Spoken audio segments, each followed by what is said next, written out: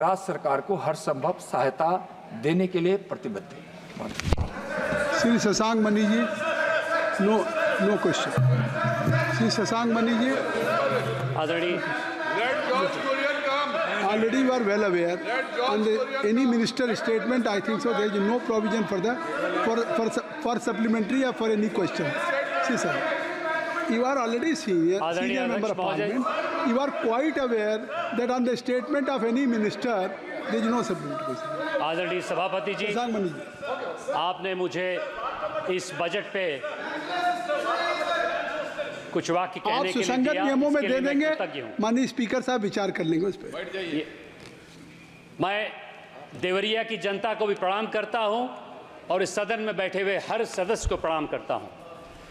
आदरणीय सभापति जी, इस बजट में हमारी सरकार के बनने के पीछे विकसित भारत की रणनीति का पूरा समावेश है।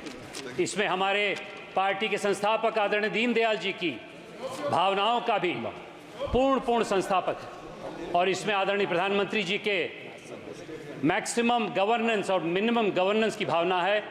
मैं आदरणीय निर्मला सीतारमण जी को बहुत साधुवाद देता हूं और इस बजट का पूर्णतः समर्थन करता हूं। महोदय, इस बजट की चर्चा पे कई सदस्यों ने अपनी भावनाएं कुछ गणित आंकड़ों के माध्यम से की थी। मैं इस बजट को समझाने के लिए दो सिद्धांतों पे आपका ध्यान आकर्षित करना चाहता हूं। एक सिद्धांत है सबका प्रयास और दूसरा सिद्धांत है एकात्म मानववाद। सबका प्रयास कहता है कि हमारे देश के असंख्य नागरिक इस बजट से उत्प्रेरित होंगे।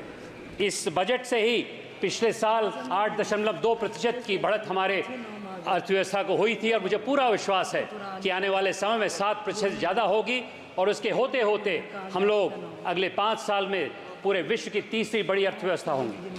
आदरणीय अध्यक्ष महोदय जी, इस बजट के हर पंक्ति में सबका प्रयास निहित है। सबका प्रयास कहता है कि देश के 140 करोड़ जनसंख्या, जिसमें 100 करोड़ मतदाता हैं, जिसमें 18.7 लाख मतदाता मेरे संसदीय क्षेत्र देवरिया में है, उनकी हनुमत शक्ति को जगाने के लिए हम लोग को अथक प्रयास करना पड़ेगा। आदरणीय सभापति जी, इसमें मेरे क्षेत्र के हर नागरिक की ऊर्जा निहित है। यह बजट आज अधिकांश भारत लगभग 80 करोड़ नागरिक उभरते मध्यवर्गीय हैं। यह बजट इस मध्यवर्गीय भारत को उत्साहित करता है। सबके प्रयास में सामाजिक शक्ति, सरकार की शक्ति और बाजार से जुड़ने से देश की अर्थव्यवस्था केवल सरकारी निवेश पर निर्भर नहीं रहती है अध्यक्ष महोदय जी, बल्कि सरकार का निवेश समाज को और उद्यमिता को वेग देता है। यह सोच विकसित भारत के लिए अति आवश्यक है।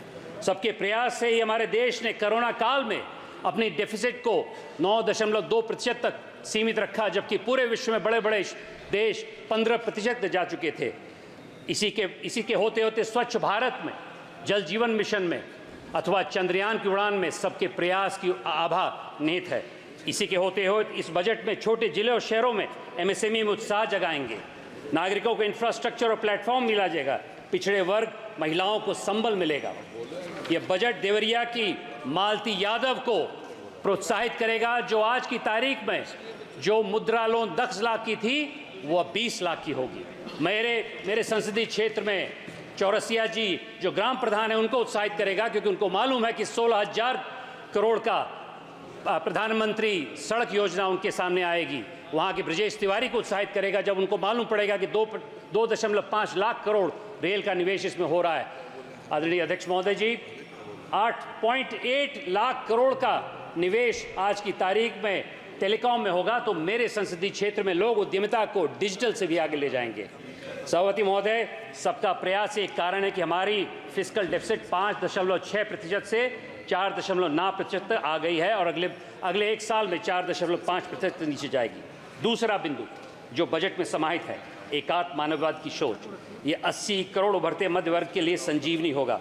महोदय, स्वतंत्रता के कई वर्षों तक कांग्रेस की सरकारों ने अपने नागरिकों को सब्जेक्ट के तौर पे देखा। उनका दृष्टिकोण में नागरिक सिर्फ मतदाता और उपभोक्ता है।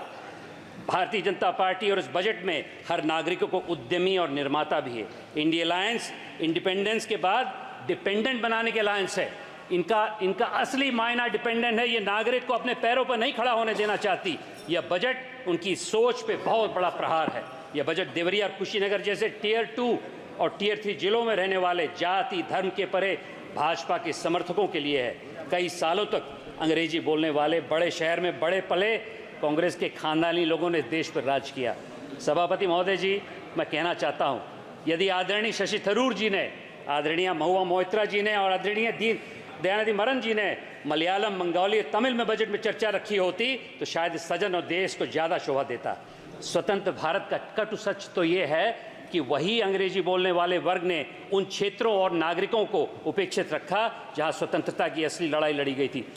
पूर्वांचल में, संक्षिप्त करें। पूर्वांचल में यदि आप देखेंगे जहां मंगल पांडे और लक्ष्मीबाई उठे वही तिरस्कृत है। आज मोदी जी जो एक साधारण परिवार से उठ के आए हैं, उन्होंने उस सोच पे तगड़ा प्रहार किया है और एकात्म मानववाद से हर वर्ग को इस बजट में सुविधा मिली है।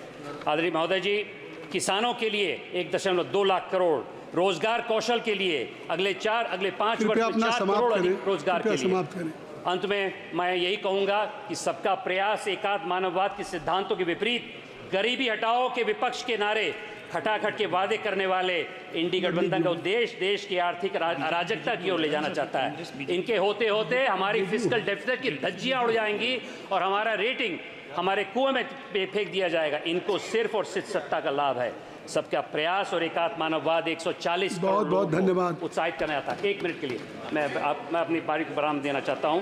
इसमें सभी को कर्म यज्ञ की आहुति देनी पड़ती है। मुझे जयशंकर प्रसाद की कविता कह के अपनी वाणी को विराम देता हूं। कर्म यज्ञ से जीवन के सपनों का स्वर्ग मिलेगा, कर्म यज्ञ से जीवन के सपनों का स्वर्ग मिलेगा, किंतु बनेगा कौन पुरोहित, अब यह प्रश्न नया है। सरकार ही नहीं बल्कि पूरा भारतवर्ष कर्म यज्ञ की ज्वाला से देश के भविष्य को प्रज्वलित करने के लिए उत्सुक है। यह बजट उसी यज्ञ का परिचायक है। बहुत बहुत धन्यवाद। जय हिंद, जय भारत। सभापति महोदय, सदन में पेश केंद्रीय बजट 2024-25 पर चर्चा के दौरान बहस में हिस्सा लेने का अवसर देने के लिए मैं स्वयं और अपने संसदीय क्षेत्र शिवहर की महान जनता की ओर से आपको धन्यवाद ज्ञापित करती हूँ। भारत की महान जनता के आशीर्वाद से तीसरी बार देश के बागडोर संभालने के लिए आदरणीय प्रधानमंत्री जी नरेंद्र मोदी जी को रिकॉर्ड और 7वीं बार देश का बजट पेश करने हेतु वित्त मंत्री महोदया को बहुत बहुत बधाई और शुभकामनाएं देती हूँ।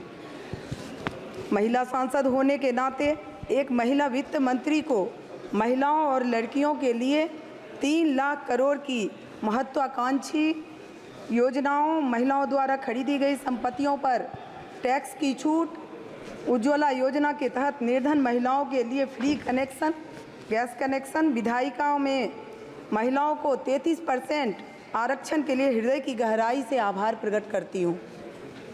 मैं इस बजट में बिहार के लिए स्पेशल आर्थिक पैकेज के लिए आदरणीय प्रधानमंत्री जी और वित्त मंत्री महोदया का आभार व्यक्त करती हूँ। यह बिहार में द्रुत विकास का द्वार खोलने वाला और तरक्की की रफ्तार तेज करने वाला बजट है। इस बजट से बिहार के सर्वांगीण विकास की आधारशिला रखने में काफ़ी मदद मिलेगी।